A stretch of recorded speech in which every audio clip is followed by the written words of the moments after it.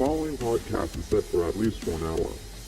Introducing your hosts, from Fort Worth, Texas, at a total combined weight of 430 pounds,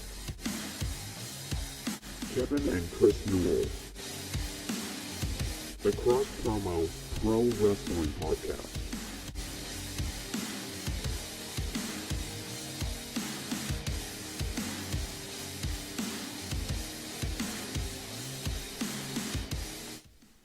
How's it going, everybody? I don't know why there was that opening title page. It was just flicking on and off like that. Are you hiding behind the mic again?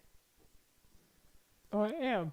Hi, guys! Oh, I'm going to get a migraine from this kid, I swear to God. How's everybody doing tonight? I'm Kevin. I'm Chris.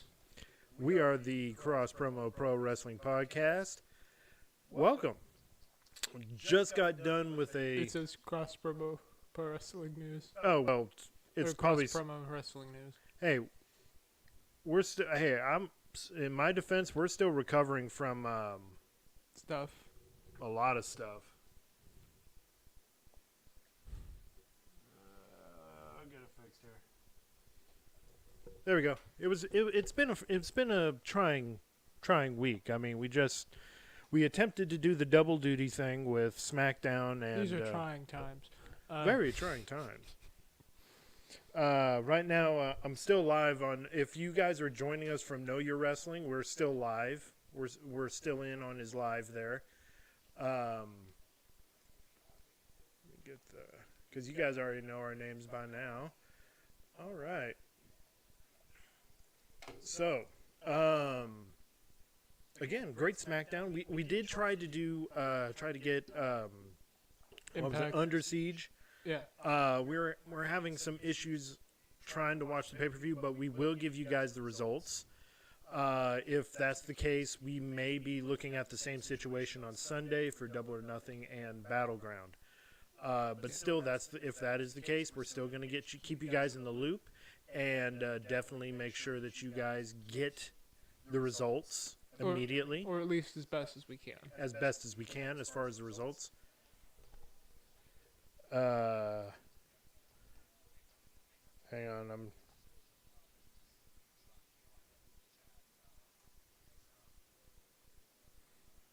just dropping off a message here before.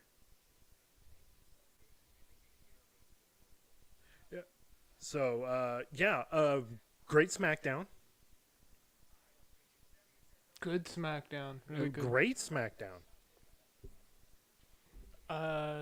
Was not expecting that return, but we were happy to see it. More on that later. Definitely. We'll spoiler that there was a return, but not what the return was. Very much so. Or I guess just spoil, not spoiler.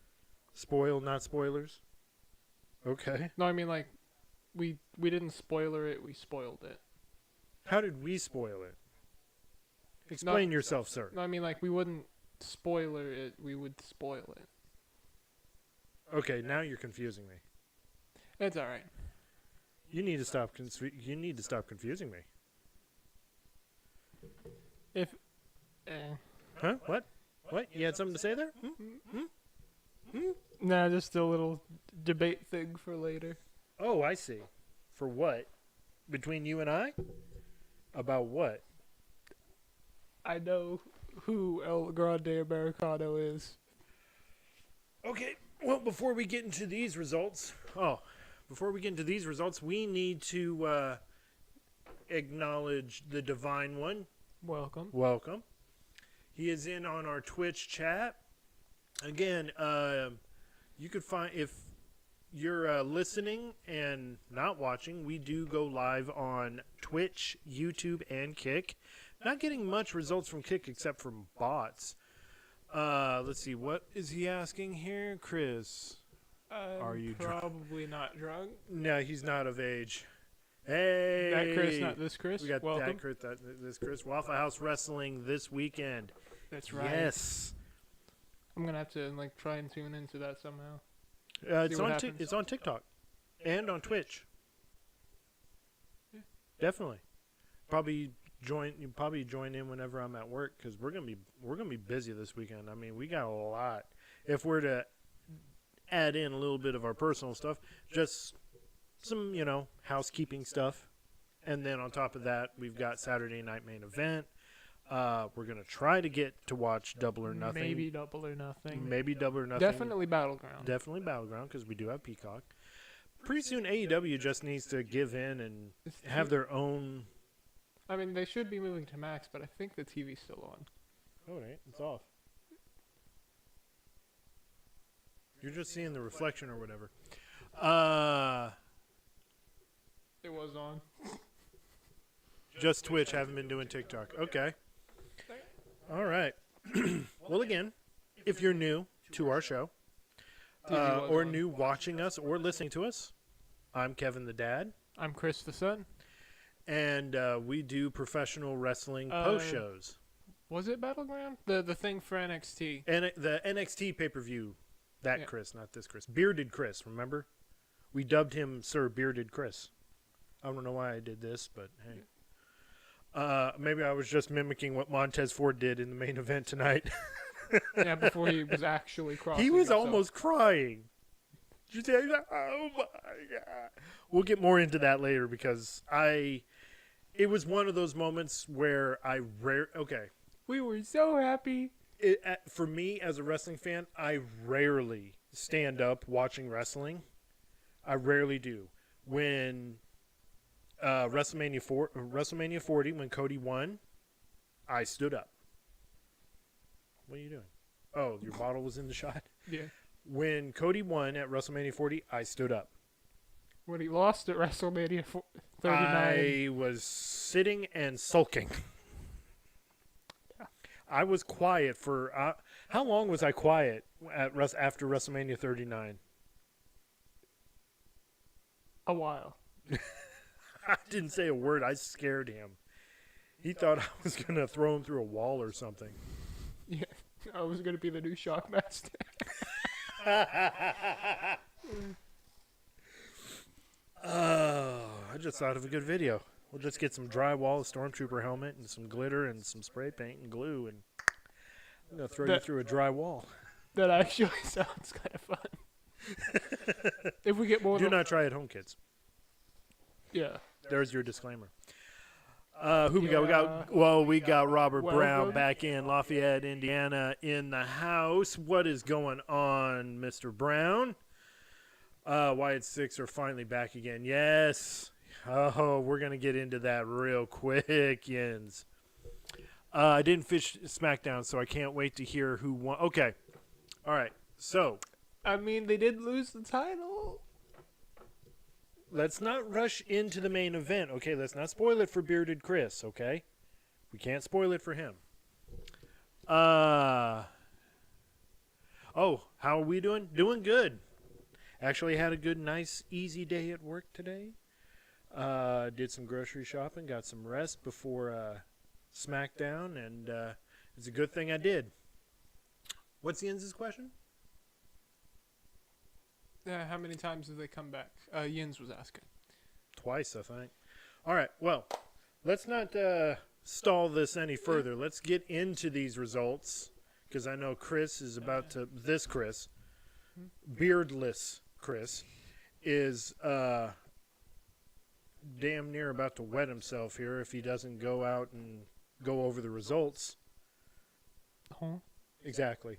This time, and I'm going to say this one last time, do not hide your face. These people want to see your face.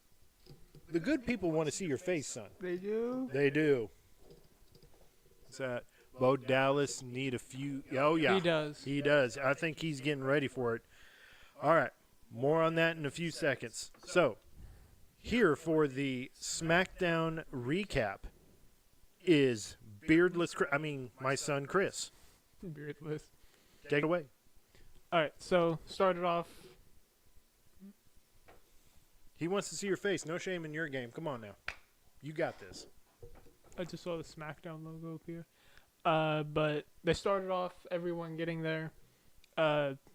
Damien and McIntyre already starting their fight. It seems As they always do. Then you had Tiffany Stratton come out to the ring, start talking about some things before she was interrupted by Alexa Bliss, who said that if she wins, she's going to be coming after Tiffany Stratton.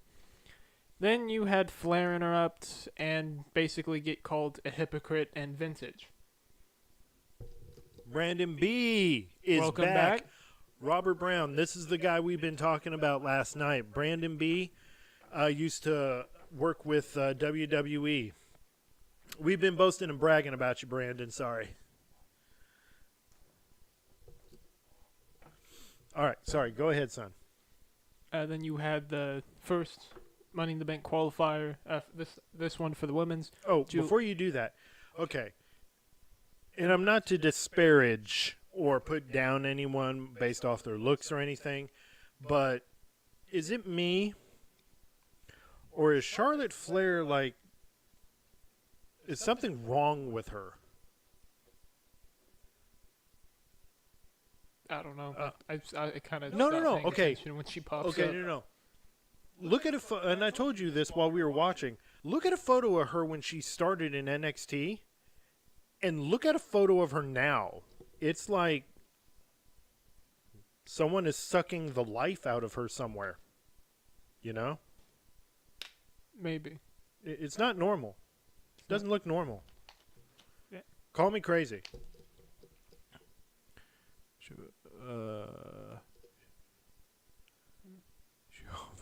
Yeah, Unfortunately. Yeah, she's Ric Flair's daughter. All right. Sorry, Chris. Go ahead. You were saying the first match of the night. It had Skeletor's daughter in it. Until we meet again. Julia, Charlotte Flair, and Zelina Vega. In the qualifier. All right. All right, Robert. He says he's going to be right back.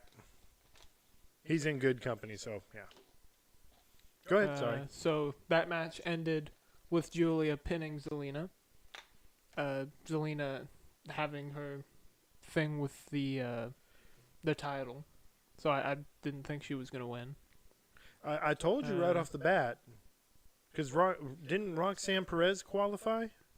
Yeah, and now Julia qualified? Something ain't right about that.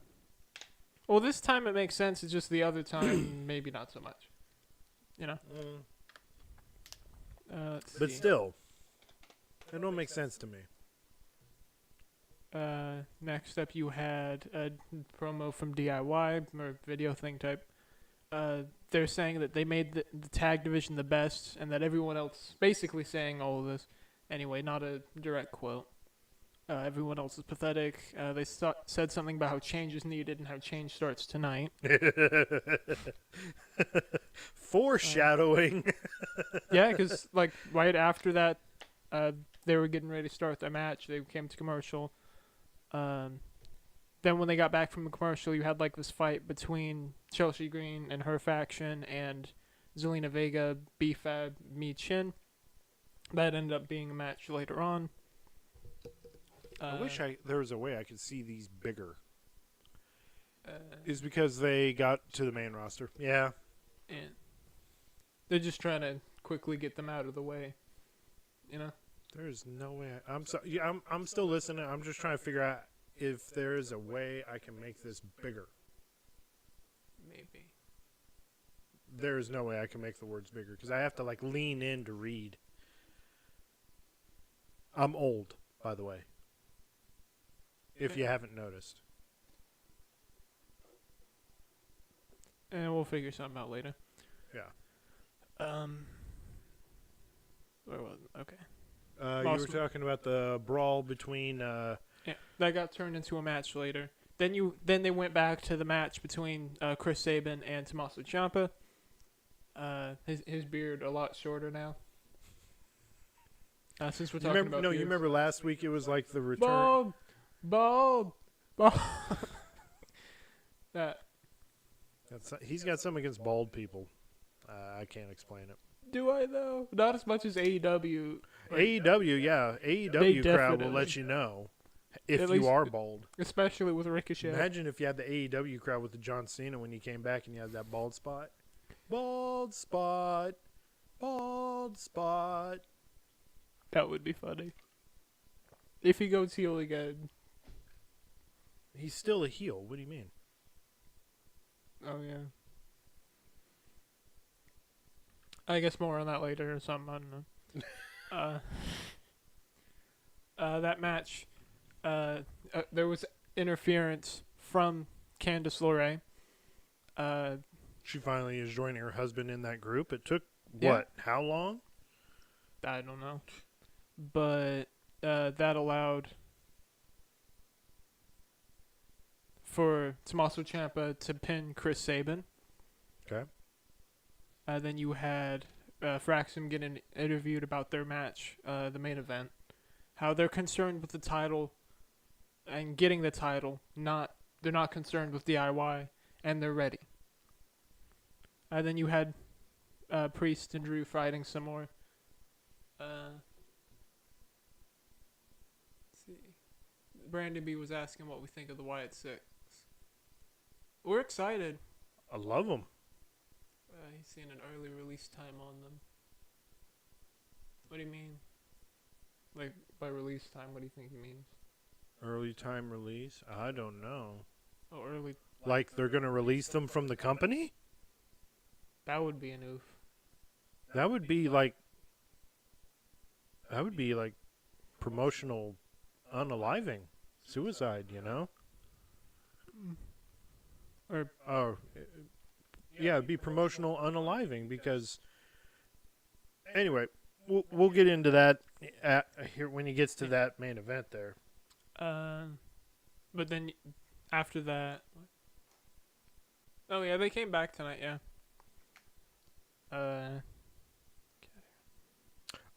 Came back. Oh, he's probably saying they came back early. They might have. It's just new. That's a new term on me. The early time release. So sorry. Sorry for the confusion there. Go ahead. See, so then you had eventually that whole fight kind of seemed to, they cut away from that and to the Timu bloodline, where you had Jacob talking about how he doesn't trust, know, or even like JC, and he said that he's not blood and he's not family. And then you had Solo trying to steal the line again, and then they cut back to that match with Michin, Alba Fire. Basically that whole thing. Secret Service, Michin, and BFAB. Okay. I think that was the reason, too, that they came back. You had Chelsea Green ringside. Match ended when BFAB pinned Alba Fire. After that, you had the Street Profits getting interviewed, where they said it's a big night tonight, and that they would retain. And then after that happens, you had the, again, Timu Bloodline walk by, because they had a match coming up. But after that, as they started coming out, they went to break. You had Legado del Fantasma, their little meeting thing. They have a match at Worlds Collide. I think it's the first match they announced so far. It is the very first match of Worlds Collide. They're taking on Dr. El Hijo, Dr. Wagner Jr., Psycho Clown, and I forget the name of the other guy.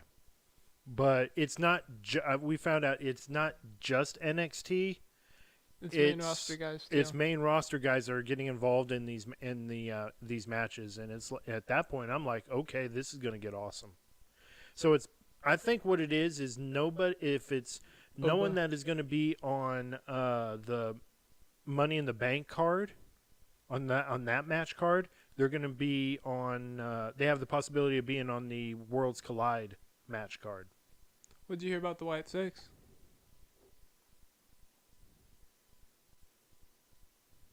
Oh, go over the results and right. give the man time to type, for crying out loud. It's not like he's. I guess that. It's not like we're on a phone conversation and he answers instantly. You got to give him time to type. Right. Plus, he's probably in the middle of drinking something. It's a Friday. I mean, Bearded Chris thought I was drinking something, so. No, that was Yinzer. Oh yeah, that was. Yeah. That's all right. Well, I know one of them thought I was drinking something. Go ahead. Then you had next week we will be seeing the match between Naomi, Nia Jax, and Jade Cargill for qualifier Money in the Bank. Okay. After that promo, you then saw Rey Fenix and Jimmy Uso teaming against Jacob and JC with Solo ringside. And you said something about WCW cameraman. You can look at the camera too sometimes, It's okay. Yeah, during the match, I noticed they were going with some old school kind of WCW in-ring kind of camera shots, which I thought was pretty cool. What's Brandon B saying? You've got better eyesight than I do. You're younger than I am. He said that Bliss is the main person and is going to take out Nikki Cross to be the only woman in the faction. Ooh. That would be... God, I hope not. I would hope that they would, join, or she would just join the faction. That's what I was thinking, too. We I'm not really we sure won't how they know would until work it that in, happens. Bearded Chris said something here. I was like, no. Oh, yeah. Sorry. He was like, Yeah. don't you be accusing me of anything. Go ahead, Chris. Yeah, sorry about that one. Let's see. Oh. Match, what? Took that match off prematurely. Sorry. Match ended when JC pinned Jimmy. Okay. And you had this long, intense stare between Jacob and JC. Yeah. But they're friends now. So. But have you noticed all three guys are better known as enforcers? Yeah. Yeah, Solo, JC, and Jacob. Now they're just three big guys. There's no muscle or a guy that's known as the enforcer out of the group. They're all three big guys that are pretty powerful. Imagine if we end up seeing Jacob versus Solo. Or Jacob versus JC. Or all three in a triple threat.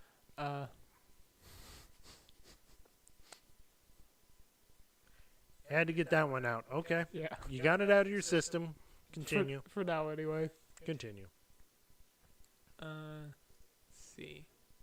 Then after that, you had LA Knight getting interviewed, talking about how the odds are against him and how the odds have been against him, and he still stands, but he will end up winning the Money in the Bank thing. Then you had R-Truth come out. Surprisingly good promo. Oh my God, was that a good promo?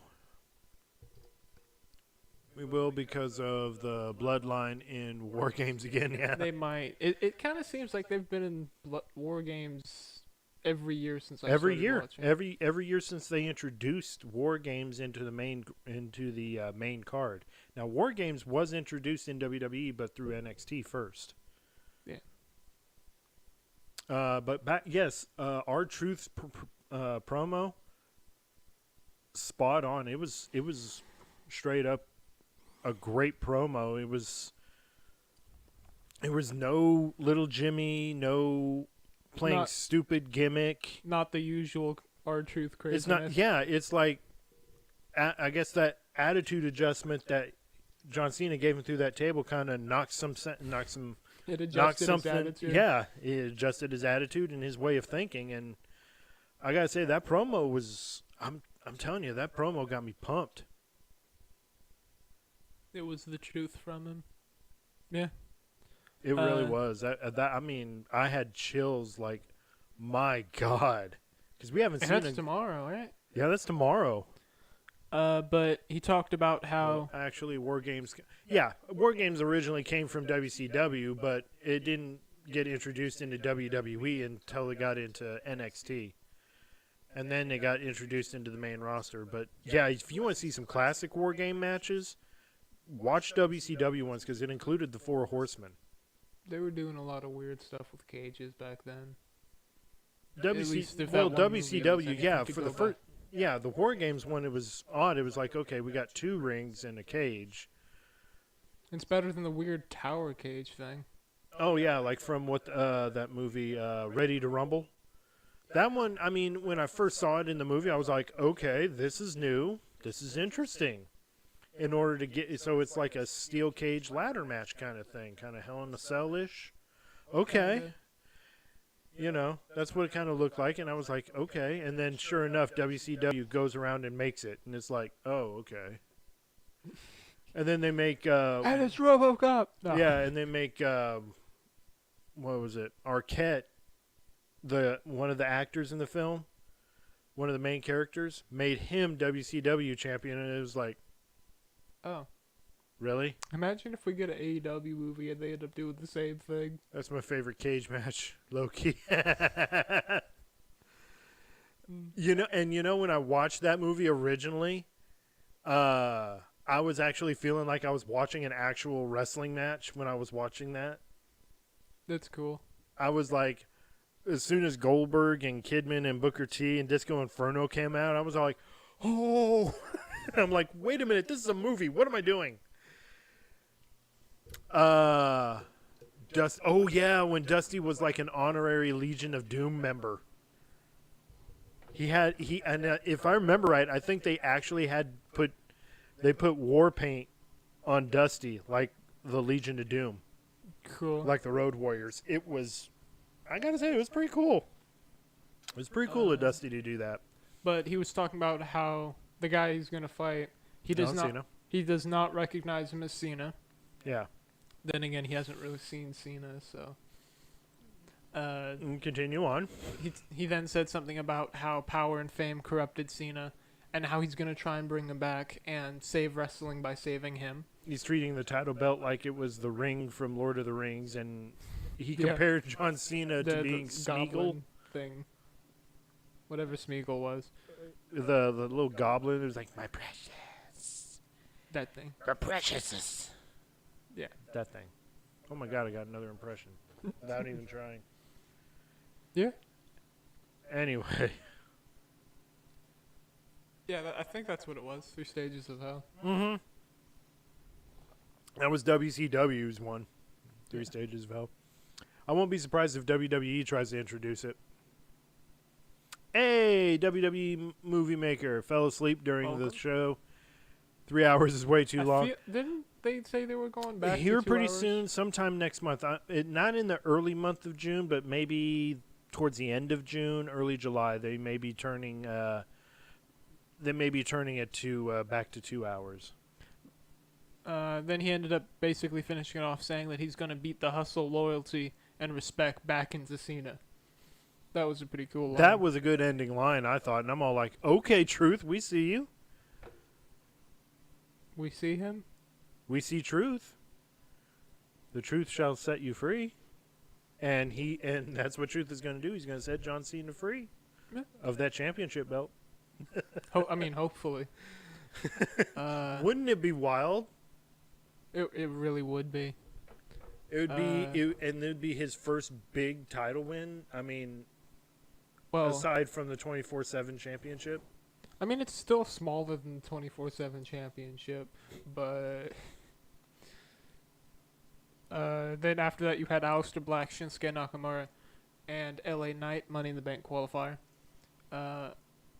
Then you pointed out that they're still not quite getting the timing right for LA Knight, that chant thing. When he does the LA Knight, and then he does the elbow drop.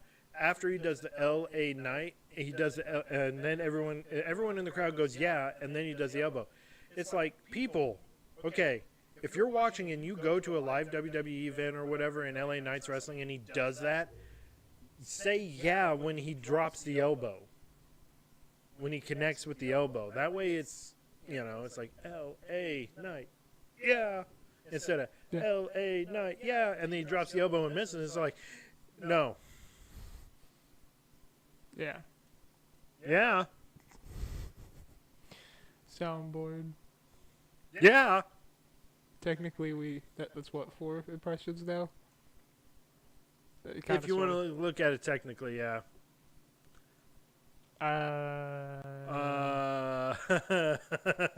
Oh man, Bearded Chris, you're gonna be very upset with this one. He pinned Shinsuke. But let's look at it this way. My theory, and not an Austin theory. Aleister Black, Shinsuke Nakamura rivalry, or possible team up. Yeah. But that's just a theory. A wrestle theory. Thanks for watching. That's watching. I still have to get around to showing you one of those things. Oh my Letting you god. in on that joke.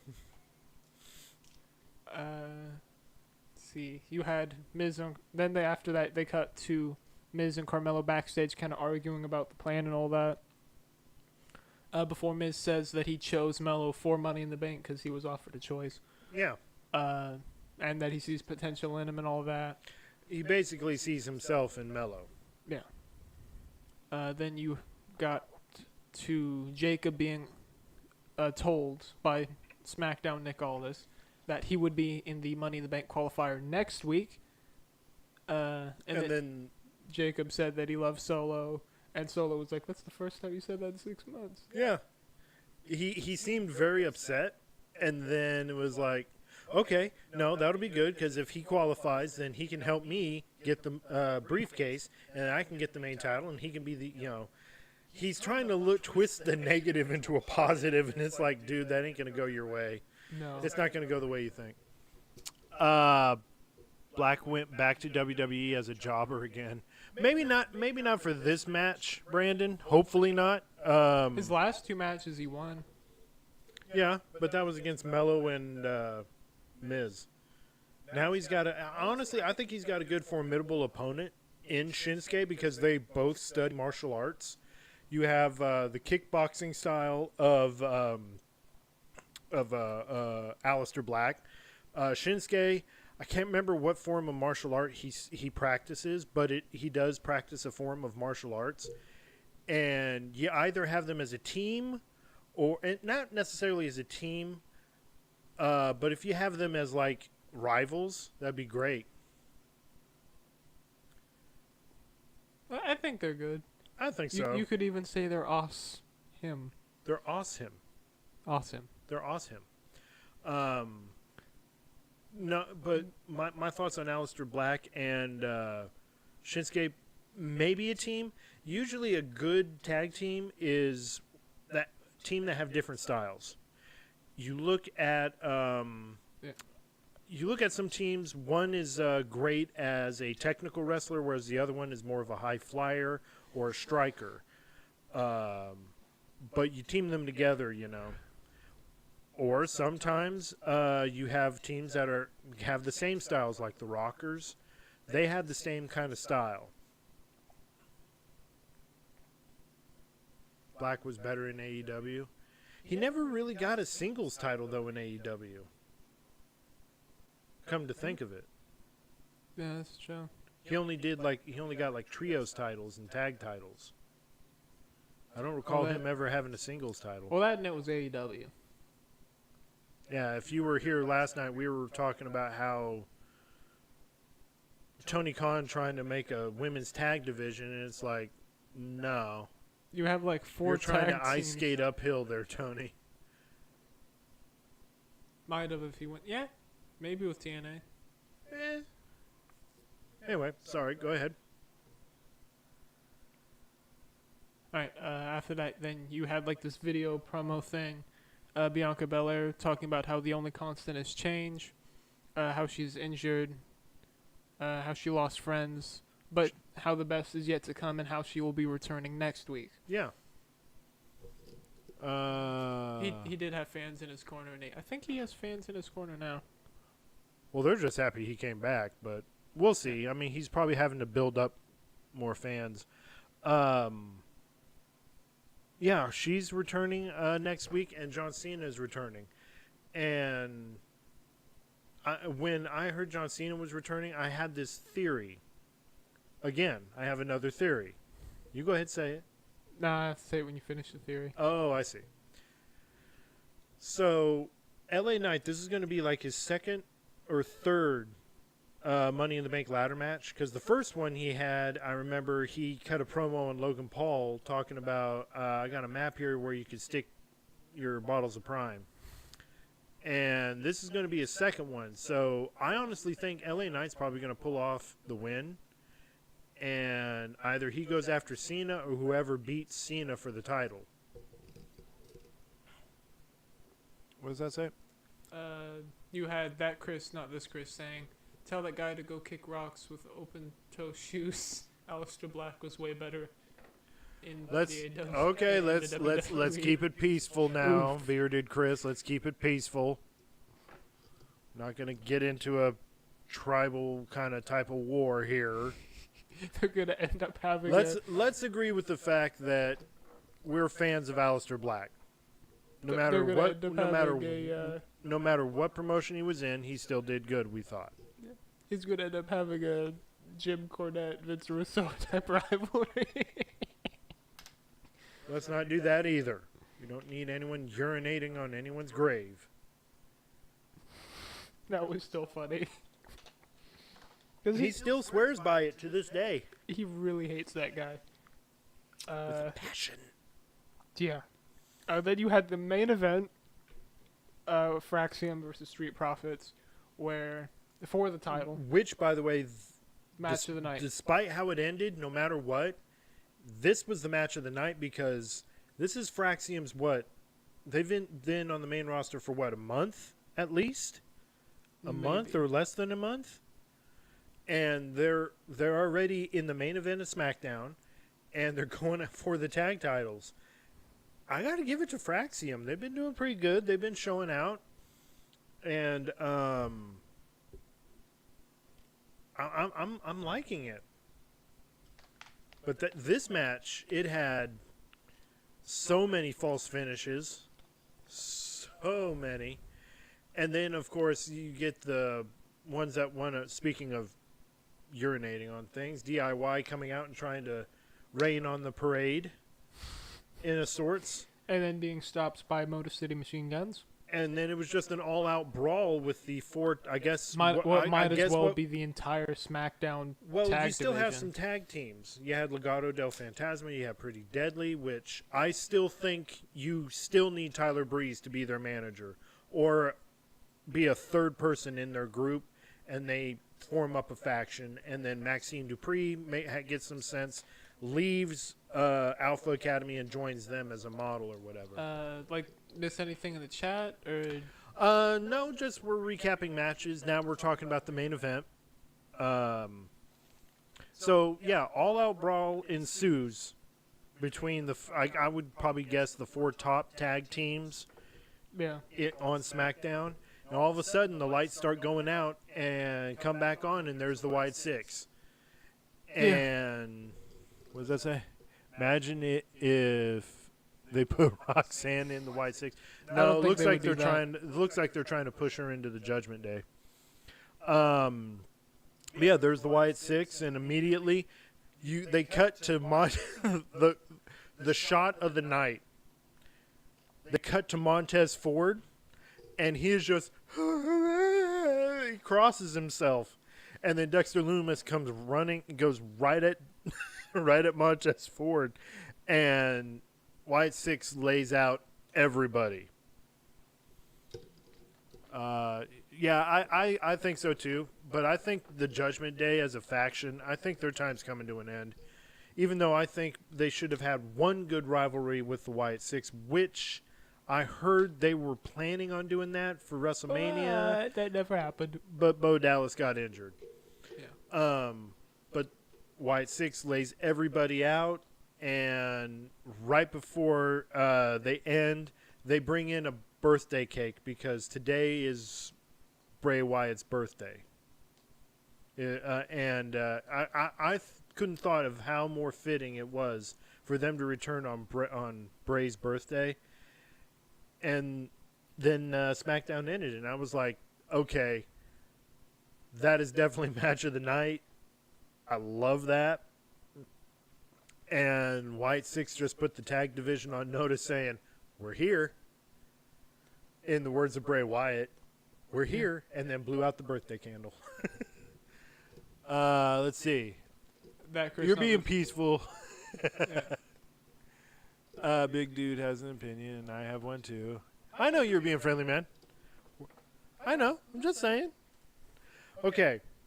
Although kicking rocks with open shoes, I'm gonna have to remember that one. Oh yeah, that's a good one. All right. So let me get this changed up because we didn't get the logo or anything for Under Siege, but I do have some results here. So they had Things happened. So they had like a pre-show match, and it was Rosemary against Zaya Brookside, and of course Rosemary trying to get Zaya Brookside to there we go, trying to get Zaya Brookside to I guess go to the dark side and start using weapons in her match. Hope he was not talking to me. Just asking. He was just messing around with you, Brandon. It's okay. He means no harm by it.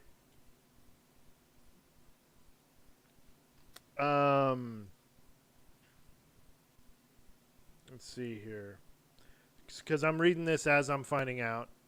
Okay, cool. So, the winner of the match was Rosemary. She won, but it was by disqualification. Because, well, Brookside whipped Rosemary with a belt.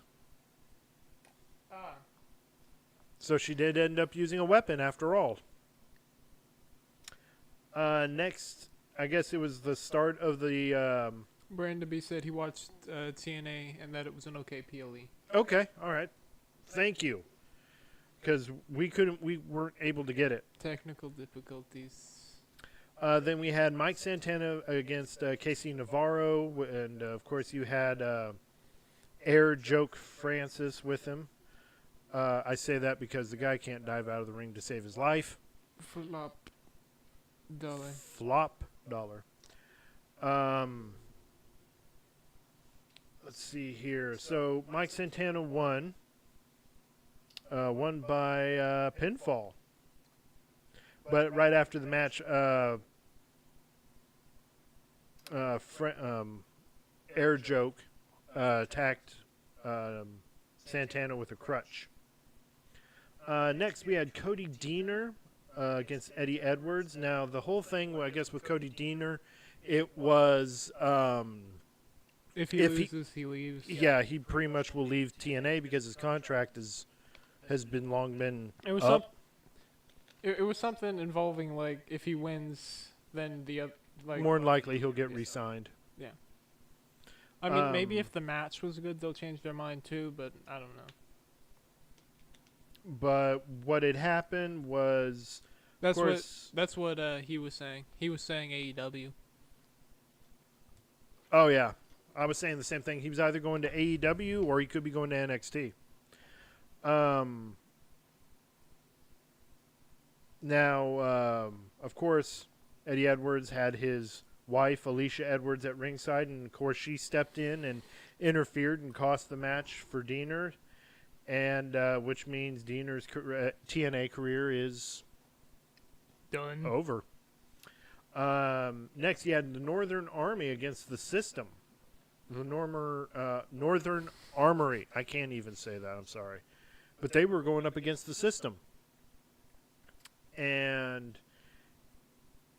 Aren't those both heel factions? Yeah, they teams? are. I don't know why they would be facing each other. That doesn't make any sense to me. But the Northern Armory picked up the win by Young getting Moose in a pile driver and picking up the win. So if Moose pinned the X Division champion, as I guess the rule of thumb is in professional wrestling, you pin you pin the champion, you're automatic number one contender. Excuse me, something just hit my throat. Wow. Woo! My God. Sorry about that. All right, then you had your And he has a Ric Flair impression now. Oh, yeah, now I do. Canada versus USA ad for... Oh, for Sunday. Okay. I still don't know what's going on with that whole pay-per-view. Something. Yeah, you've been seeing pop-ups for it quite a bit. I think it's TNA. I believe it is. It's kind of like, I don't know, I guess their answer to Worlds Collide or whatever, or Forbidden Door. Yeah. Either way, I'd be excited to watch it. Next up, you had your TNA Knockouts Tag Team Championship.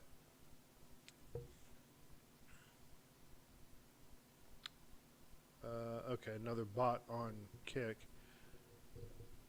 TNA it is. Yes. So you had the what is this, Match by Elegance? I guess that's the name. Ash and Heather by Elegance, the champions, defending against Spitfire. Now, Spitfire says if they can't beat, They would like disband or they'll something if they lose. they'll go their separate ways as a team. Well, sure enough, They lost. They lost, and lost by pinfall. What is But they got help from George Iceman and Maggie Lee, their new protege or what have you. The one that they were cringely doing the makeover. And they're going, Yeah. the whole time, it made no sense. Ha! Oh, they were making these stupid faces. It's like, it's a makeover. It's not, Some other thing. yeah, making it weird. Next, you had Mustafa Ali, Tasha Steelz, and the Great Hands team up to take on Raj Singh, Indy Hartwell, and the Rascals. Let's see here. So they were going over that Mustafa Ali injuring Ace Austin's leg, which resulted in Ace Austin not being able to be in the match, to participate in the match. Then Mustafa Ali, Tasha Steelz, and the Great Hands pick up the win. Let me see. I believe it was by pinfall. As a replacement for Austin. Then after the match was over, Ali had to attack Singh some more and knocked Tasha Steelz down as she was trying to get him to stop. So when he's here lately, since he lost to Mike Santana, he has been on this bender of just beating the crap out of a guy and not stopping.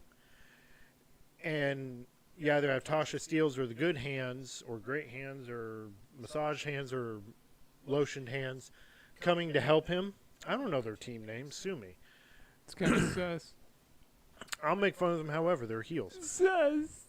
The sus hands. Amogus. So they always come in to try to pull him off the guy. Well, this time it's Tasha Steelz, and Ali knocks her down. Next up, you had Ariana Grace versus Tessa Blanchard. And, of course, Tessa Blanchard picks up the win. Yippee. The crowd immediately jumping on Tessa Blanchard's case, chanting, she's a racist. Because of comments that Tessa Blanchard had made in the past. It was basically a squash match. Because it's Ariana Grace going up against Tessa Blanchard. Yeah.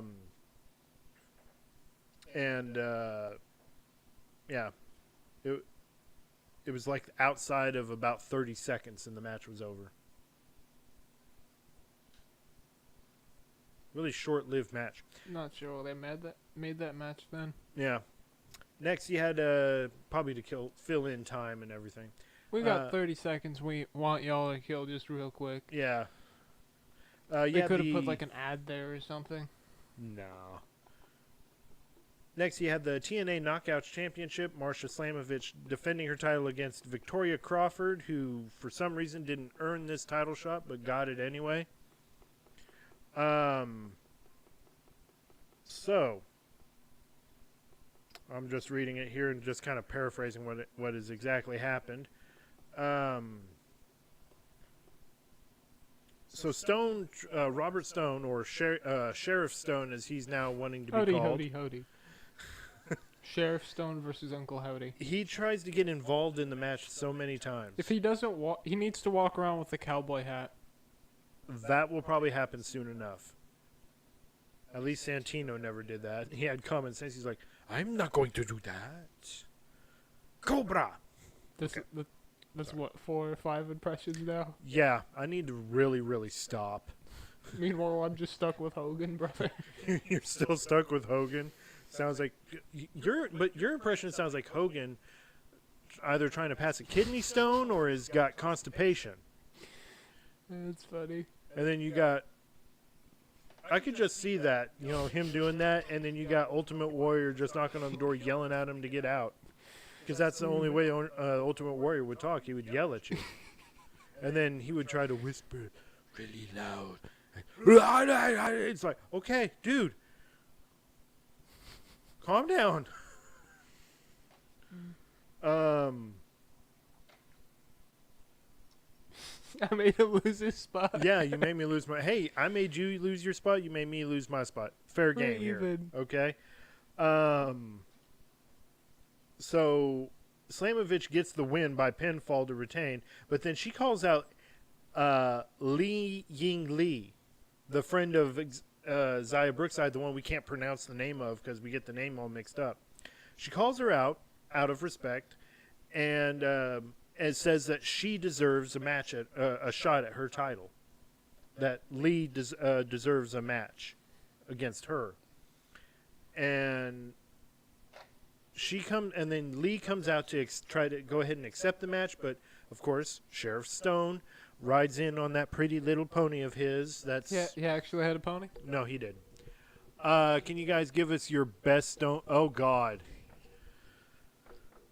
Give me a sec on that one, okay, Movie Maker, because that one takes a little bit. That one takes a little bit out of me. I have to. We gotta shave him bald real quick. Enjoy yours while you still can, because it's hereditary. Oh no. Yeah.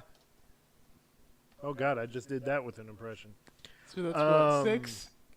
I'm gonna keep track now. Just to mess with him. So Sheriff Stone comes out. And says wrestlers can't just make matches for themselves. He says that Lee may deserve the next title shot, but she has to win a match on Impact next week to earn a title shot. It's probably going to be against Crawford. No, it could be against Tessa Blanchard. That too. That's what's going to happen. And then Crawford's going to come out and interfere. And Tessa Blanchard will get a shot at Slamovich. That's what's going to happen. Yeah. I bet you. Next, we had the TNA World Tag Team Championship. The Nemeth brothers against Matt Hardy and Leon Slater taking the place of Jeff Hardy. The role of Jeff Hardy tonight will be played by Leon Slater. Good name, Jeff. So before that match, they had a video package to honor the life of Sabu. And then gets ready to go for the tag title match. What is it? I thought I saw something flying around. You and your ADD, I swear. So then he lost his spot again. I'm trying to read and trying to paraphrase what they did because I don't want to get us in trouble for plagiarism for reading someone else's stuff.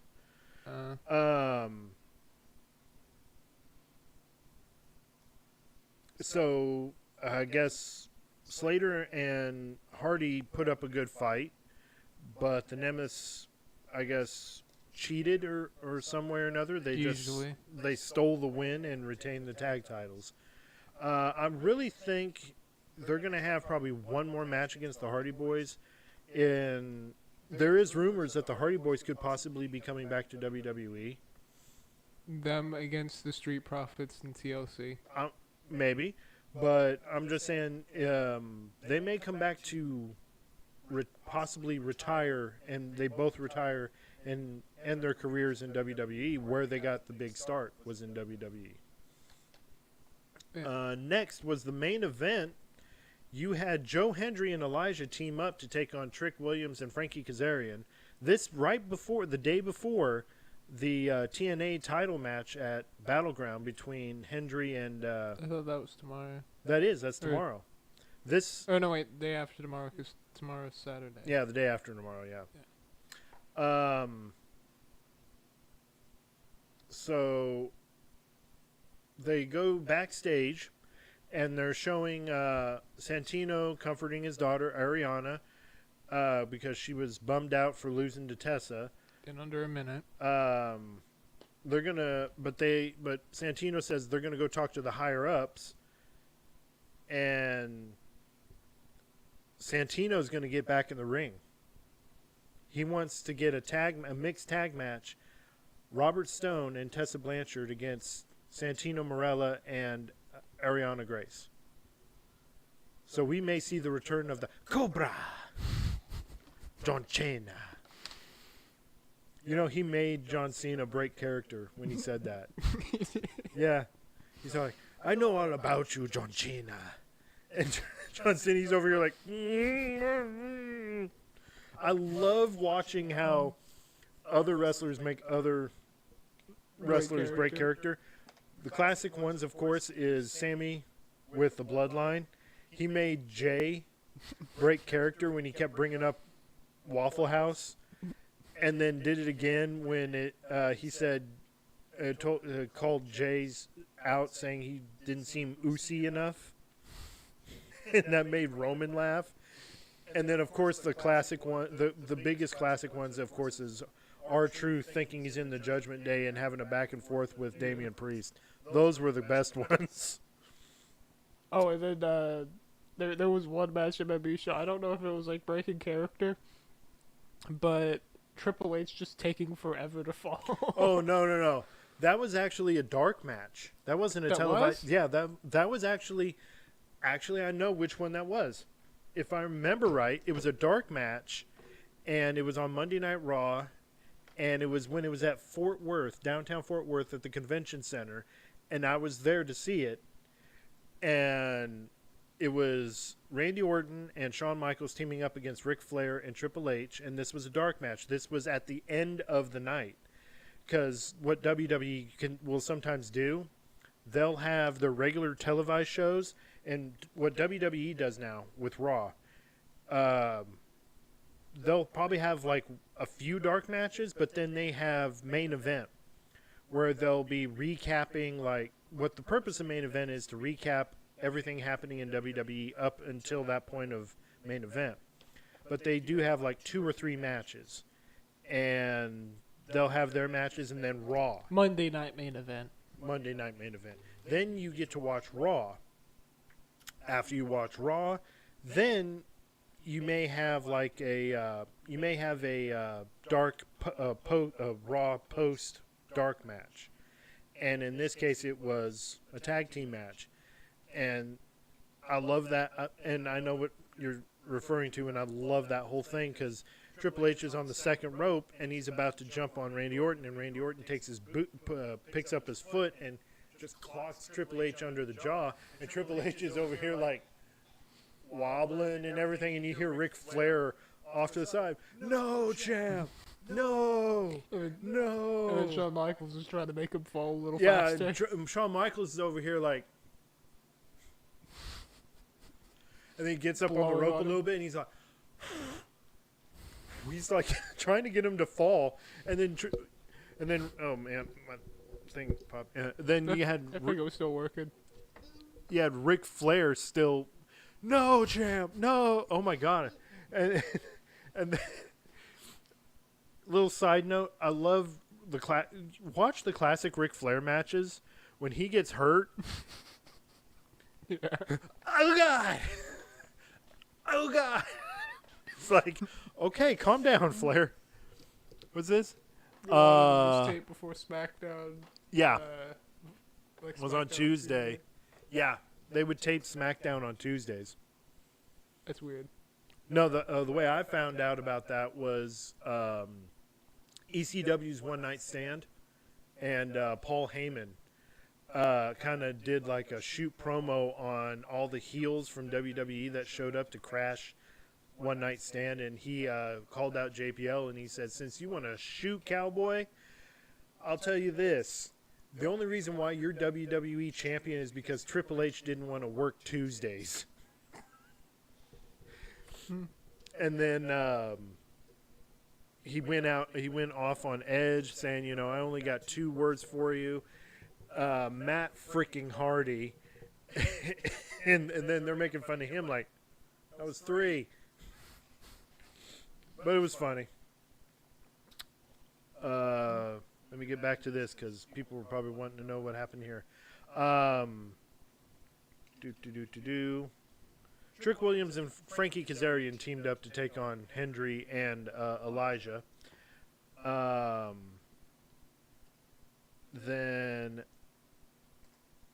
it was about a good 20-minute match. And Trick accidentally hits Kazarian with the trick shot.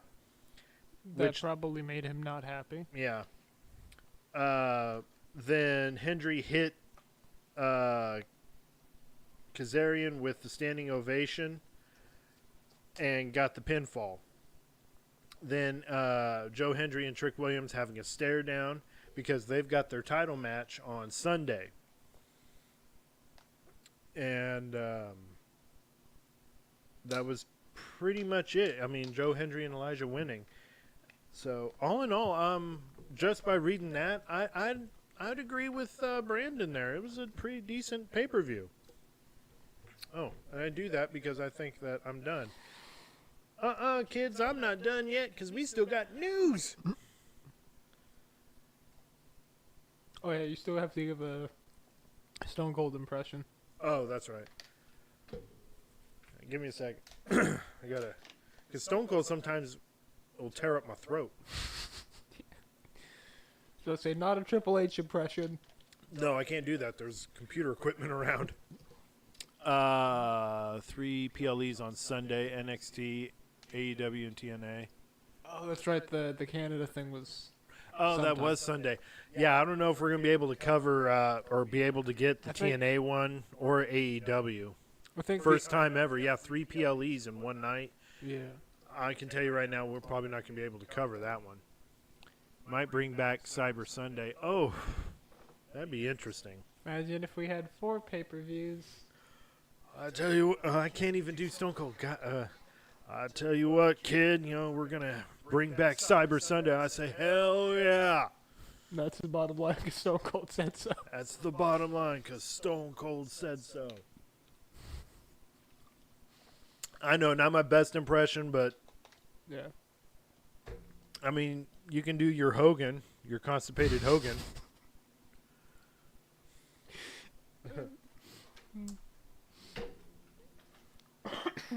Real American beer, brother. We're putting vitamins in the beer, brother. They got the beer vitamins. Passing so much gas it wakes the dead, and here comes Savage. Oh no. Hogan, you need to remember to wipe, yeah.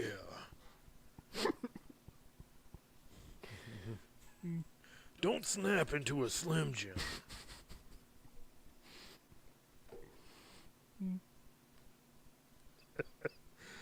We try our best to entertain, okay? All right.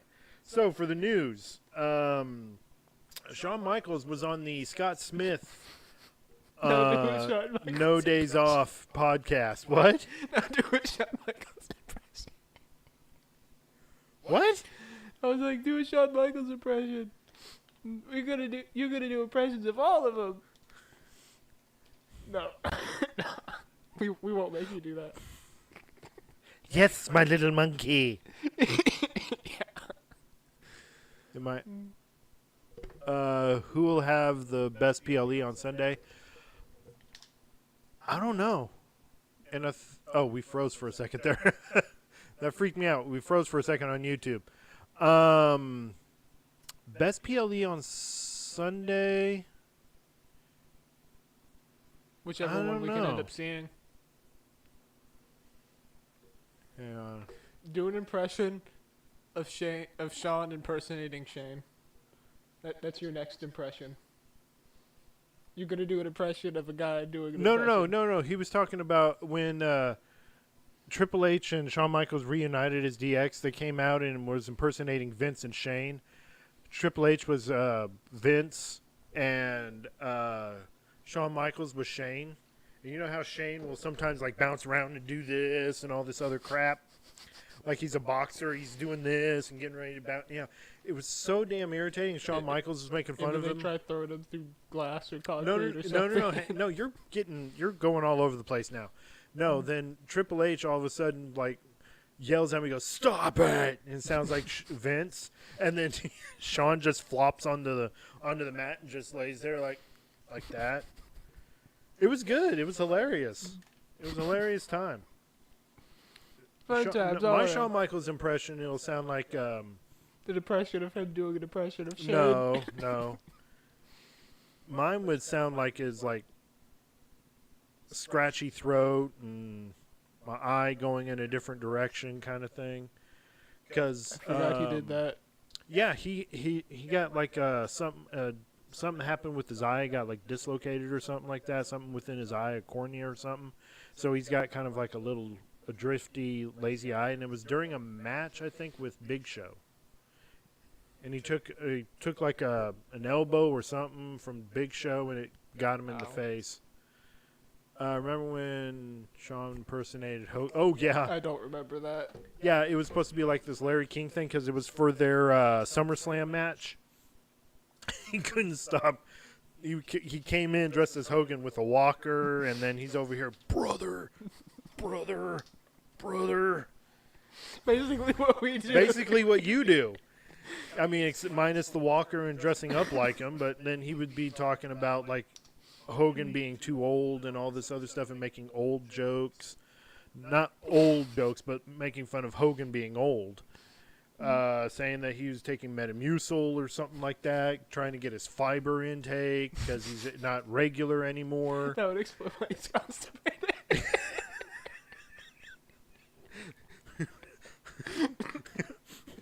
I need a natural laxative, so I'm gonna drink some real American beer. Remember your... See, I can't even do the impression of... Without cracking up, huh? Because you got that visual in your head. What if you guys did reactions to some of these segments? Oh, you know what? You know what?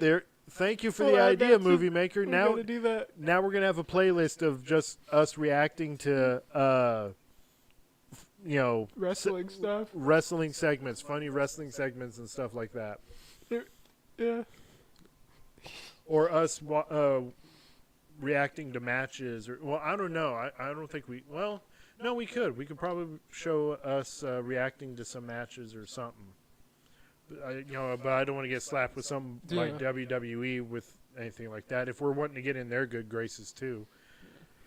But anyway, your fiber, brother. so I haven't even gotten into the news yet. I just say Shawn Michaels, and we went on this real far off tangent of impressions and Just Shawn Michaels' screwing drifty around. eye and everything. So he We've was already on. got like 14 minutes over, brother. Who cares? We're having a good time. It's a Friday. It's Memorial Day weekend. Let's have some fun, folks. Come on. Take your laxative, brother. Okay, calm down. So Shawn Michaels was on the No Days Off podcast, and he was talking about the tag team landscape, the tag team division and how it's changed over the years, and why it's not clicking like it used to. And then he was asked whether tag teams were the most common thing back in the day. He says this, quote, "Well, look, I don't know." I could probably try to sound like him. Scratchy throat. Well, look, I don't know. If they were more common back in the day, I can't even do a cross-eyed because I'm trying to read it. Trying to read his quote.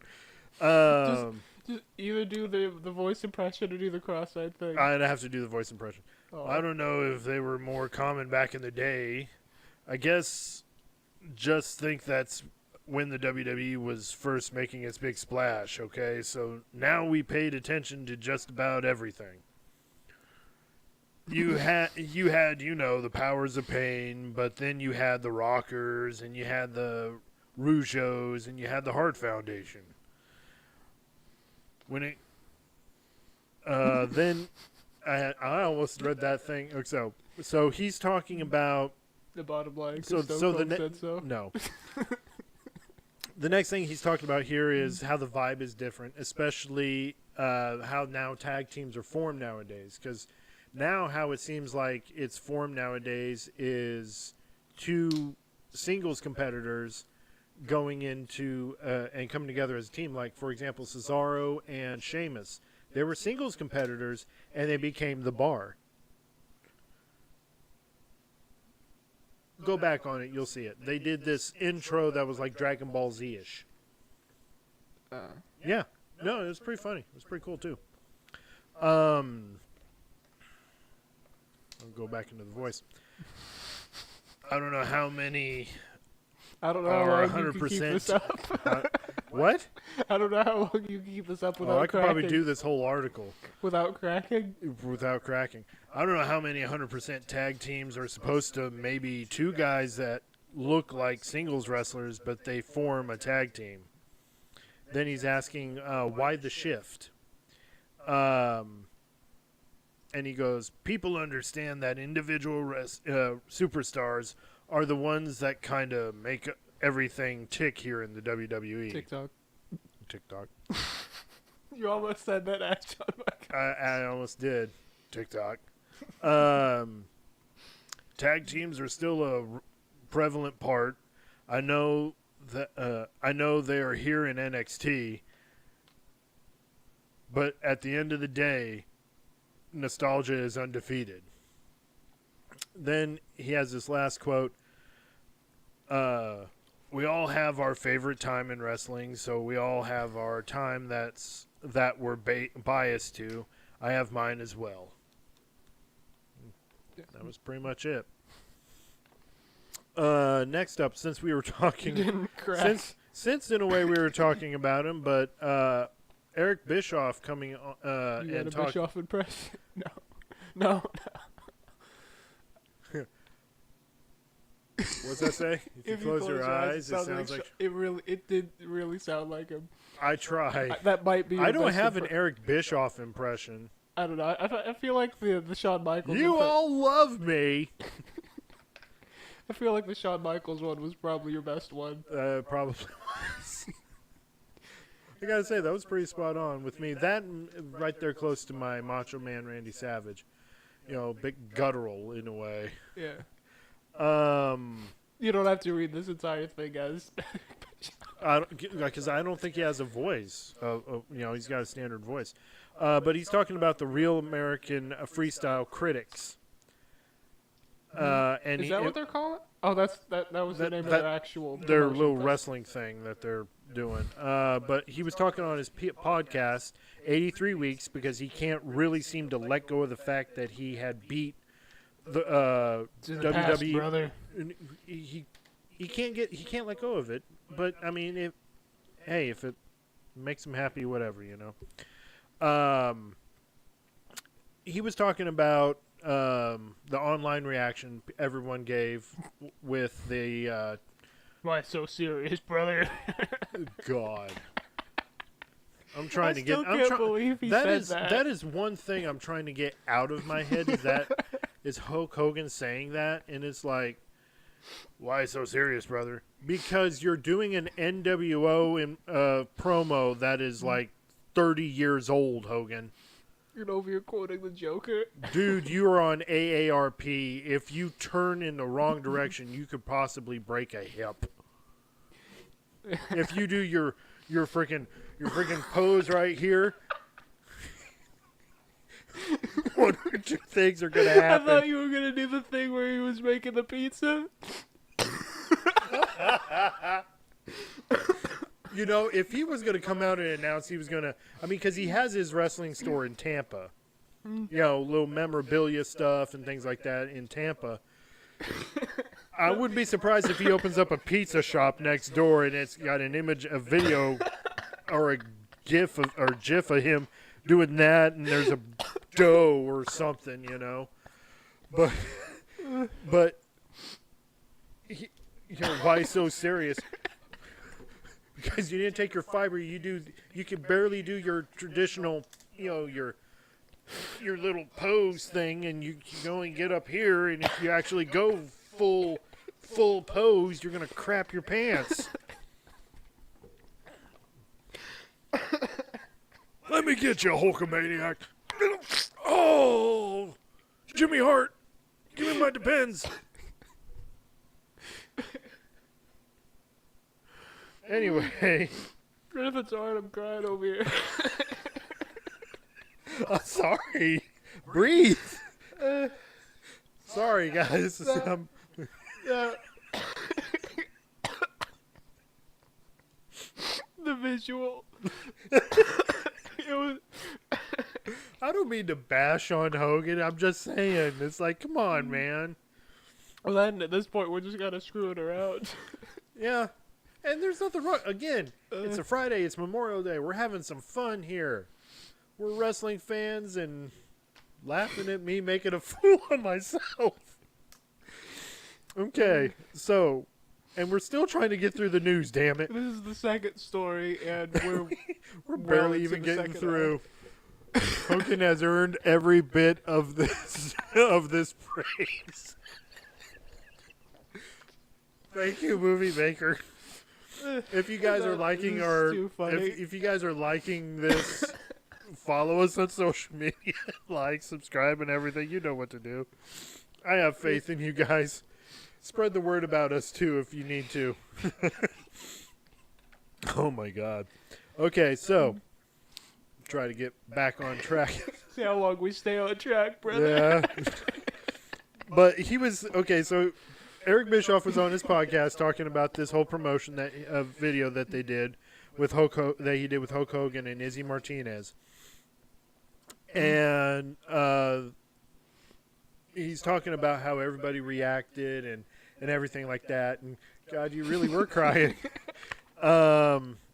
He said, quote, "If I look at that first tease, the first one where we teased the third man, not the second one where we revealed Izzy, but the first one, right, I got over 2.6 million views just on my post on one platform. Yes, they were about 12,000 likes. That's an engagement. That suggests to me these are positive reactions."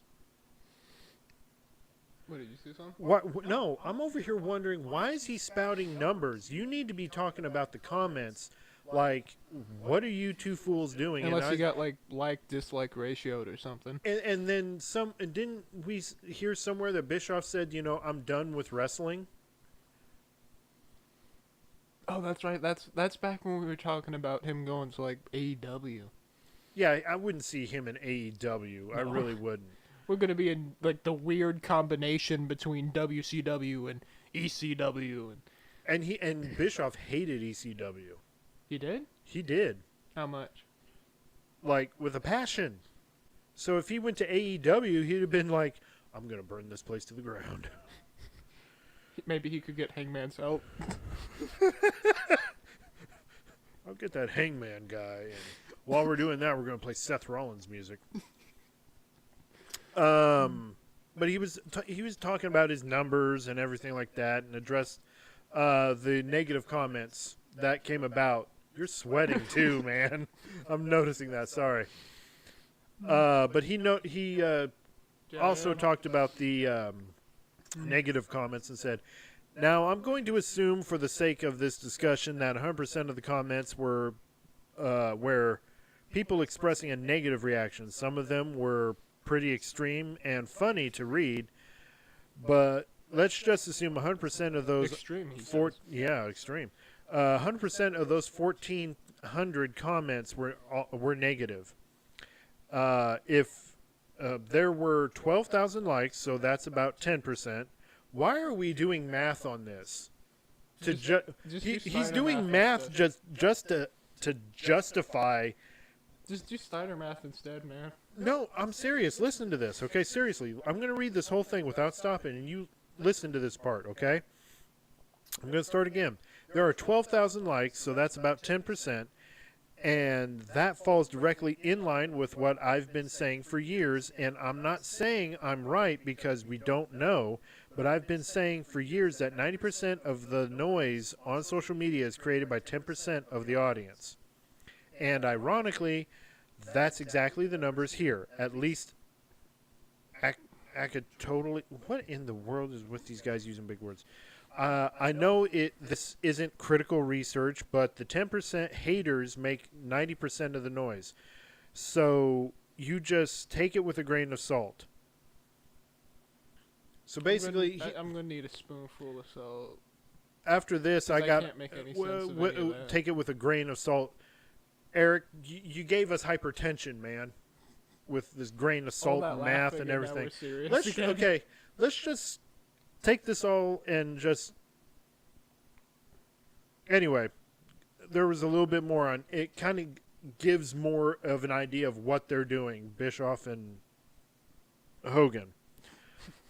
So the way they pitch this is it's a fresh take on combat sports, obviously. It's... Oh, now free, it's not reality television, it's combat sports. And it's freestyle wrestling. And it's going to feature backstories and character arcs.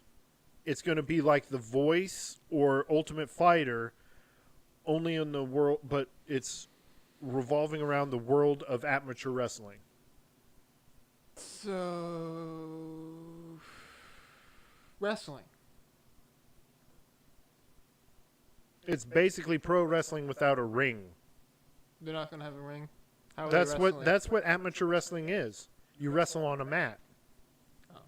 If anything, it's going to be an elevated... It's going to be like the underground matches, you know, where they take the ropes down and all you have is the ring.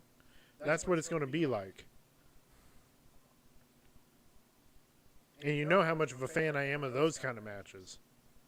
He does not like them. I do not like them.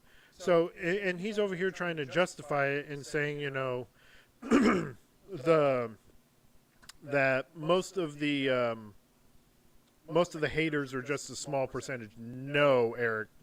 Well, no, it's not a small percentage. Likes, right? Only 10% of the reaction was likes, right? Yeah.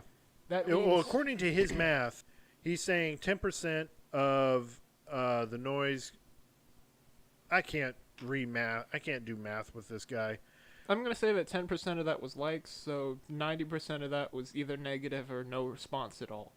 No, 90% was some response, but it was probably negative. And either yes response, negative, or no response, no response. Yeah, he's saying the 10% haters make 90% of the noise. Yeah, because they're expressing, oh my God, you guys are trying to do this again. People just go to AEW, man. Yeah. Like, have Hogan go to AEW. I mean, what worse can be done to it now, you know? He could have a match with Flair. That would be worse. No, he have a match with like the most youngest guy that's on the roster. You take one wrong slam, and then all of a sudden, you know, you got just diarrhea all over the mat. Had my fiber, brother.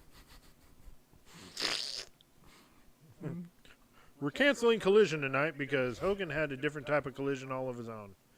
No, please, to Hogan in any promotion, have mercy. I agree. I agree with you. It's just, this man is divorced. By himself. I think he has a girlfriend. But, I mean, the guy is just trying to... He thinks he's become irrelevant, but it's like, dude, okay, you do not know your career? Have you not seen the highlights of your career? It's one of those things where all he really has to do is just not mess it up. But, And you know, he's trying his best to you have the Bubba Love Sponge tape that came out of Hogan and Bubba Love Sponge's wife.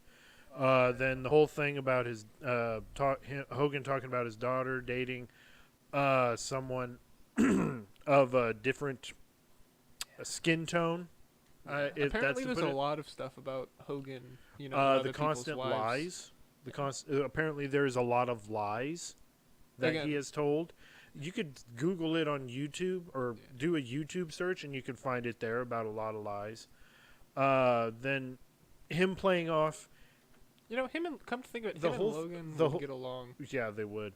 Logan, Hogan, hey, they rhyme. They do. Remember when he came out on the Netflix debut of Monday Night Raw and everybody was booing him? And they both have the stupid All-American thing. No, hang on. Real American, All-American, whatever. Yeah. But Hogan was talking about it, saying, you know, he came out as NWO Hulk Hogan, as Hollywood Hulk Hogan.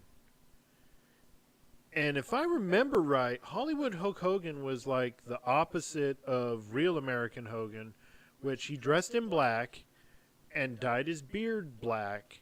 Hogan came out with... But not the weird mustache thing. No, but he had his mustache was blonde. But the rest of his beard is black. Yeah, that's how it was in NWO. But if I remember the Netflix debut of Raw, he was wearing his traditional yellow and red colors, and there was no painted facial hair whatsoever.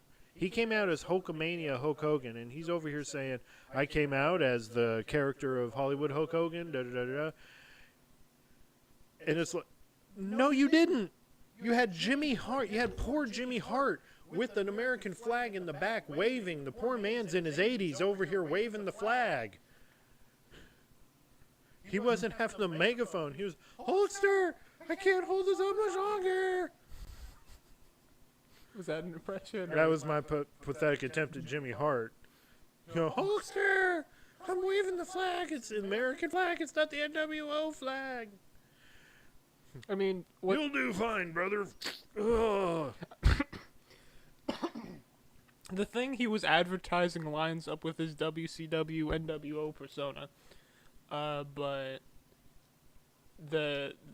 it didn't match. Is my point. Yeah, it didn't match. Maybe that's why he thought he was Hollywood Hogan, but yeah. All right.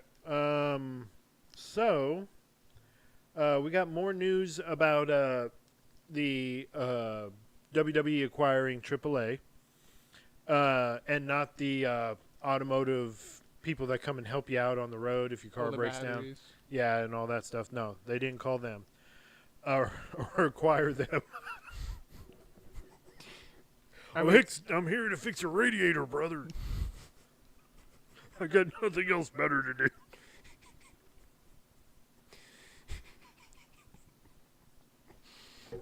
I'm here waving the flag, Hogan.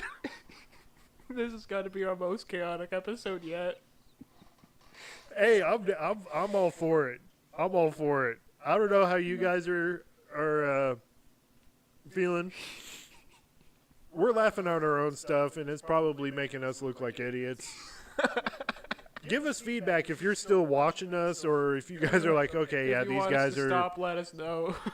These guys have lost their minds. I'm you done. Want us to go back to at least trying to be professional? I came here for the professionalism. Now they're acting like a bunch of ass clowns. Thank you, Jericho. Oh man. So Fightful Select had reported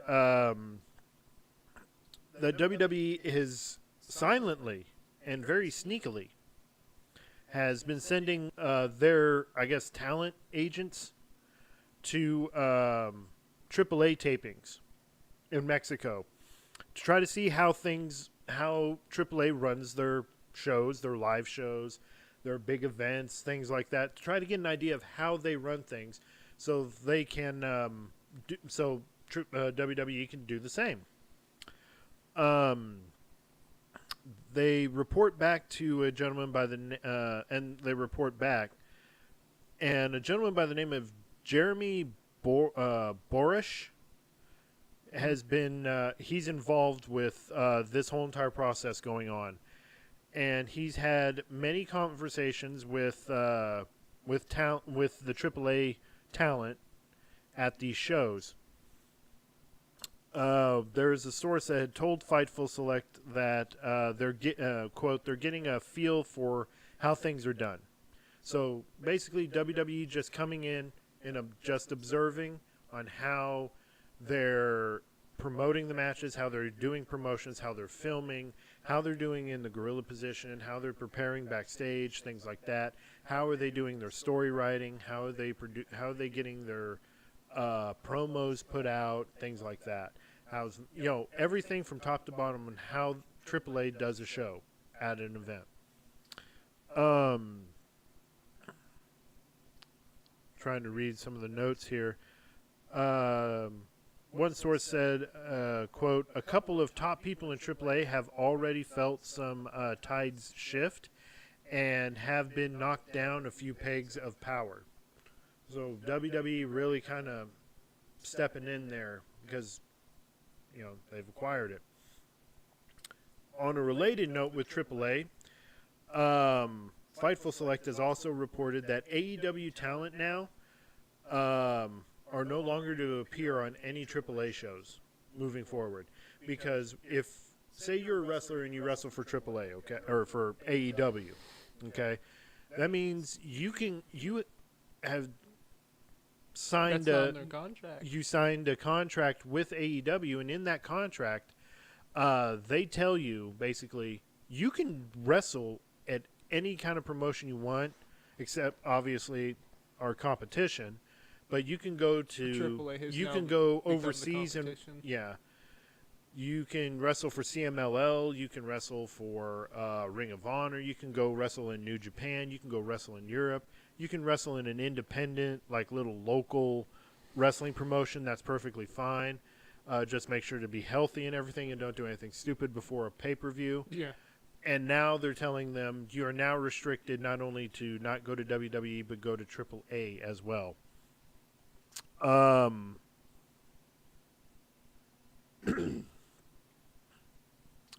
See. So Conan, he was on Keeping It 100 podcast. He was implementing his own system within AAA. This is sort of, this is what Vince did back in the day with the territories. Yeah. When he took over with Hulk Hogan, brother. I probably got a Vince impression. Keep it PG. Well, I'm gonna have to, for crying out loud. But when we go off air, it's gonna be like real Vince McMahon. On air, he's one way, but off camera, he's like maybe not that extreme, but oof. 50 Shades of Brown. Funny how we were talking about Fiverr, and now we're talking about that. Would love to hear your Vince impression. You have to do Movie it. Maker, You have to do it. Movie Maker wants it, I want it. Do it for all the Hulkamaniacs. Well, what's funny is my Vince kind of almost would sound like Hulk Hogan, Macho Man, and Shawn Michaels all rolled into one kind of thing. So I'll try. All night, I'll try because I've seen Vince like most of my life, on TV. Do it for the Hulkamaniacs, brother. No.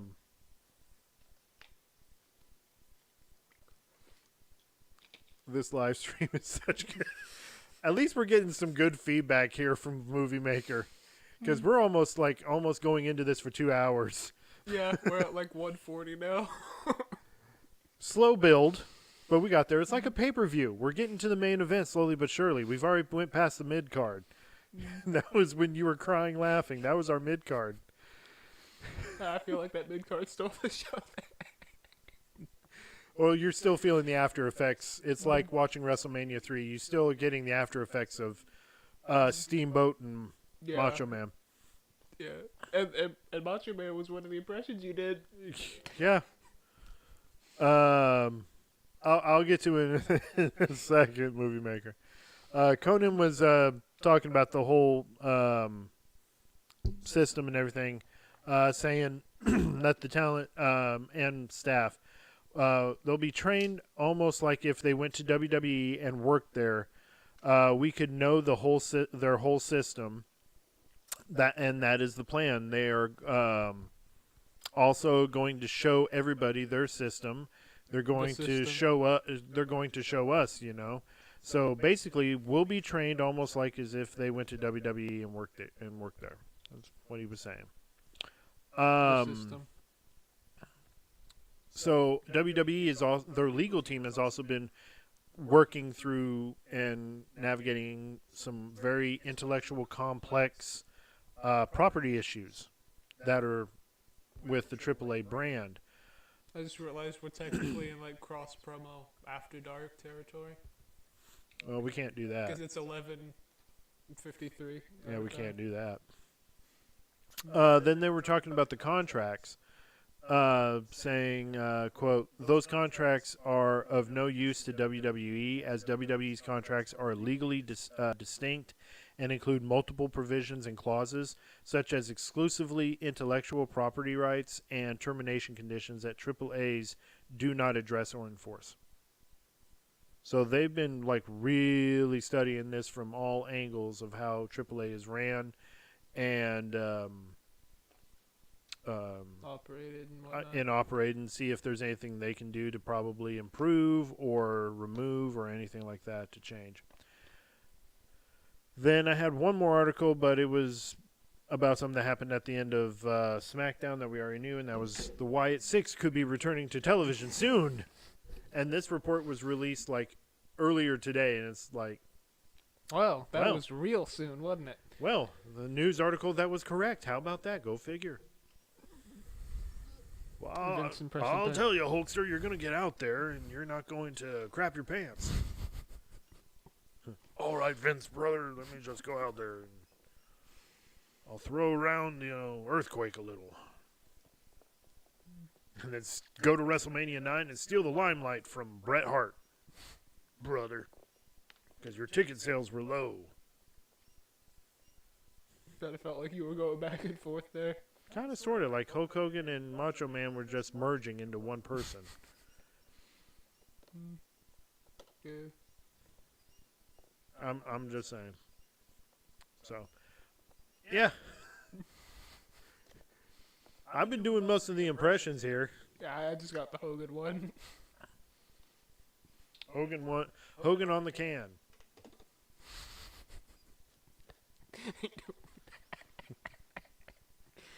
Brother! That there's the issue with me not over here cracking up and ruining it,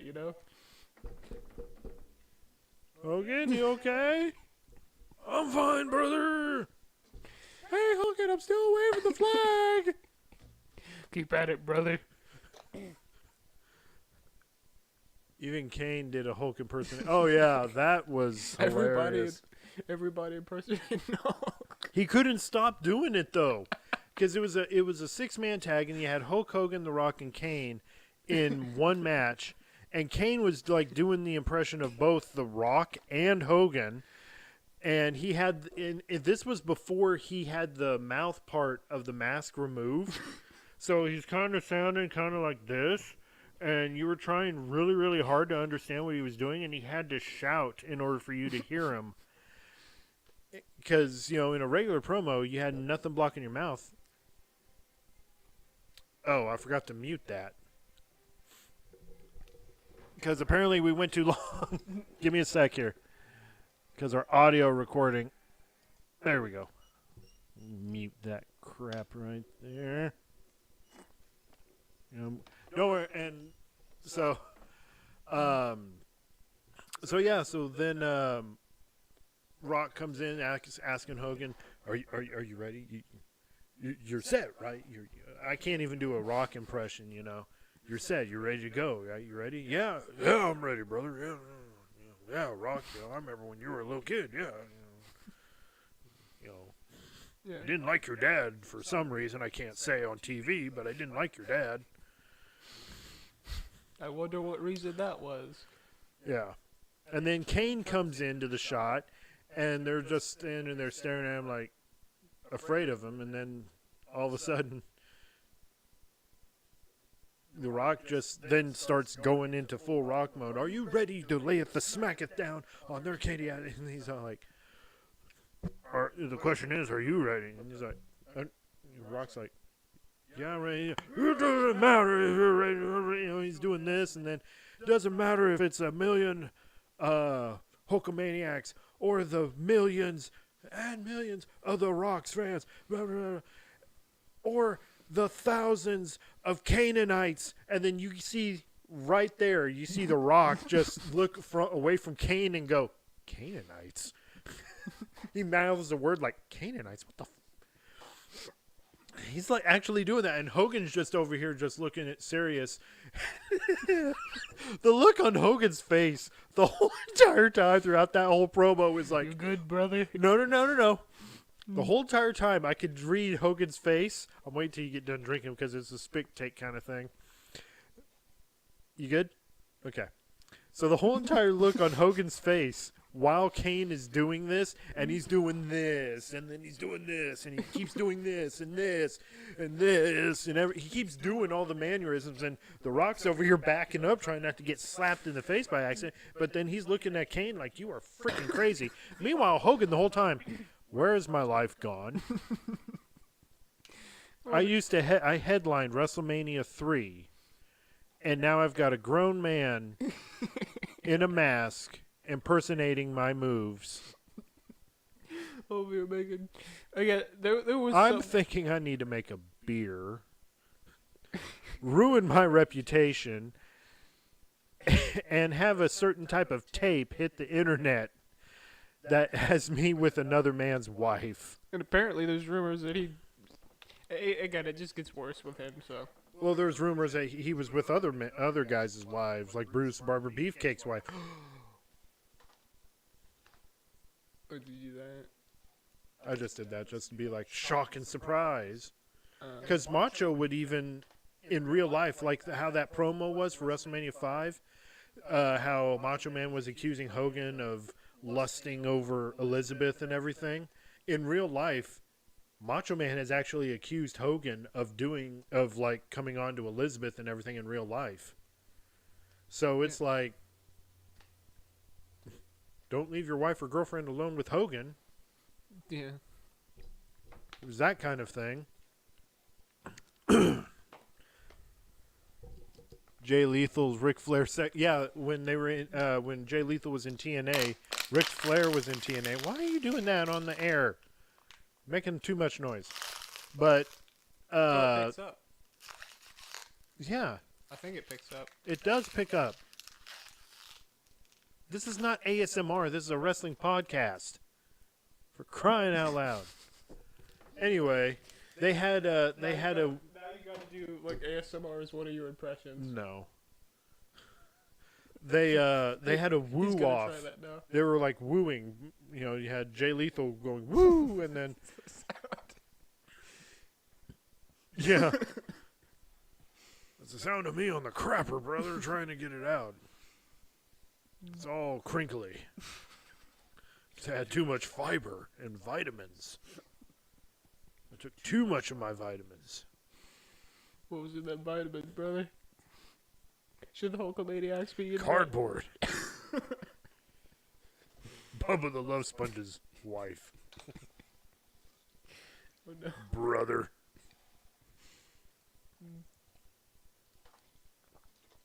You want to talk about a guy that just you looked up to as a child? Because I did. I looked up to him as a kid, like, you know, hey, this is pretty cool. You know, I watched him in No Holds Barred, watched him in Mr. Nanny, and then Suburban Commando as a little kid. And then you find out about all this other stuff about him. I'm surprised they don't have a Dark Side of the Ring episode about him. They'll probably just scatter Hogan episodes throughout the next season. Those vitamins aren't water soluble, if you know what I mean, brother. What, toilet paper? I don't know. Something. I don't. So yeah, that. You know, it's one of those. It's like you don't meet your heroes, but in this case, you find out a lot about your heroes, and how he was like wanting to steal the spotlight from other guys, and the whole thing with WrestleMania 9. After you watch the documentary a little bit and you see Bret Hart's side of the story as well as Hogan's, and it's like Hogan didn't need to be in. Honestly, no. He was only there to help to boost ticket sales, and a lot of people were like, "I'm here to see Hogan," you know. Yeah. It was one of those, you know. So, well, it is almost. We've been almost talking for about 2 hours, guys. We are going to go ahead and. All right, so we're the Cross Promo Show. This is Kevin. Not yet, I'm Chris, because- and welcome hey. to our Saturday episode. Today we're going to be going over Saturday Night Collision. Oh, or, no, Saturday we're not. Night main No, event. no. Hey, Uh, stop it. First, what? Stop it. Stop it. Stop it. Stop it. Calm down. I'll tase you next time. Anyway. Anyway, so before we get out of here, we definitely want to. What? I was watching the replay. Oh. Trying to find. Oh, okay. So before we get out of here, we'll let you guys know how to find us. Of course, it's on social media. We do have a Discord page. You guys definitely message us and try to join us on there. We'll probably get more funny videos. We'll definitely. You guys are giving us a whole lot of material to work with and give us ideas, so we're definitely going to do that. Material called Fiber, brother. For all the Hulkamaniacs out there. Hulk of fiber. Be careful, he might steal that idea. Yeah. Reactions. Reactions. Definitely. Definitely, we'll do. We're definitely gonna now have a playlist dedicated to just reactions, and probably just do a lot of funny segments and everything, or it's just me laughing for 5 minutes, just the New Day eating popcorn ringside. That was a funny video. I think that was our longest episode in a while, too. Very long, yeah. 7 minutes until 2 hours. Wow. That is true. You guys can also check out our store, crosspromopodcast-shop.fourthwall.com. I always do this every episode, so you guys get an idea of what it looks like if you haven't went there yet. Of course, here it is. We got shirts, we got mouse pads, we got stickers, sweatshirts, hats. You didn't put the thing on there. Beanies. Thank you. See, You didn't do it yet. You want to come over here and do it? Nah, pressing buttons is your job. Apparently, you pressing mine is yours. Yep. Anyway, I press your buttons, you press the computer buttons. boy, I swear you're gonna get the Smackdown. You got your shirts, mouse pads, stickers, sweaters, hats, mugs, beanies, and hoodies. We should start, like, putting our... Pretty soon, vitamins. Cross promo vitamins, brother. I'm still on the toilet. Just gave him one of them small microphones or whatever to record with. I'm still here, Hogan. I don't know why my Jimmy Hart sounds like Paul Bearer. So that's what, 8 impressions now? I've got too many to count now. Anyway, definitely check out our store, and then you can always check us out on social media. If you're seeing us here for the first time on YouTube, you definitely like, subscribe, and hit that notification bell, and just get notified of when we go live for crazy antics like we did tonight. I don't... What did he say? What if Hogan one day decided to... I don't know how we would react. Oh my God, I don't know. I don't know. I mean, he gave us the money, you know. We got paid by Hogan on one hand, but on the other hand, it's Hogan. So I don't know. I would probably pull a Hogan and crap my pants. Anyway. So yeah, definitely follow us, like us, subscribe, and everything. Spread the word. Just say, hey, these guys do end up becoming actually funny towards the middle of the show. You know, give them a chance. You know, they're not all that boring. Because we're not. We have conversations like this, believe it or not, when we're not recording, and it's those kind of conversations I go, oh dear God, I wish we were. Oh my gosh, hang on. it stopped recording on the computer. Yeah, we stopped recording on the computer. think because we went too long. Okay, so just for the recording's sake, we got to hurry up and finish this up before this computer kind of goes, hey, you guys are recording too long.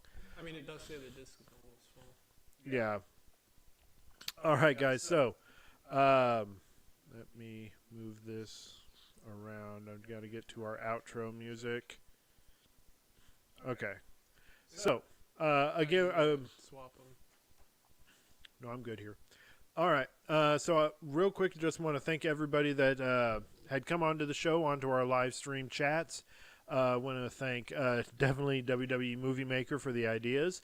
As always, Brandon B. coming in to visit us. Robert Brown. Aaron Black 1210. That Chris, not this Chris. Or Bearded Chris. Or Bearded Chris. And, of course, the Divine One, the Divine Yenzer, who probably thinks we need to be saved and need to find Jesus. I mean, I've been looking into it, but